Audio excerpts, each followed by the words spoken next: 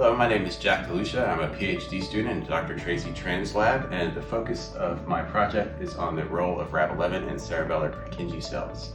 Rab11 is a small GTPase of the endomembrane system localized to the recycling endosome, which is best known for its role in recycling internalized proteins back to the plasma membrane, although its role in various other cellular processes are just beginning to be uncovered.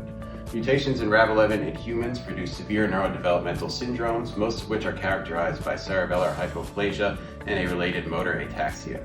We investigated the role of Rab11 in cerebellar Purkinje cells by deleting both of its brain isoforms, Rab11a and Rab11b, specifically in these cells.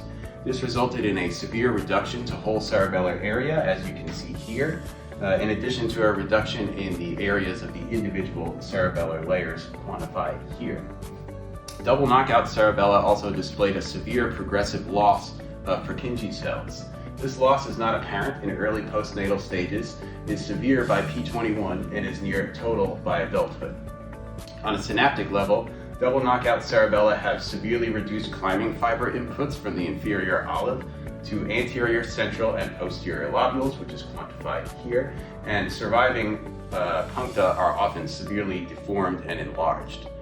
Lastly, we wanted to see how these cellular changes contribute to cerebellum-associated behaviors, and we found that our double knockout mice are severely impaired in motor coordination and learning as measured by the accelerating rotarod test, and our preliminary data suggests that these animals are also impaired in the fine motor control of their forepaws.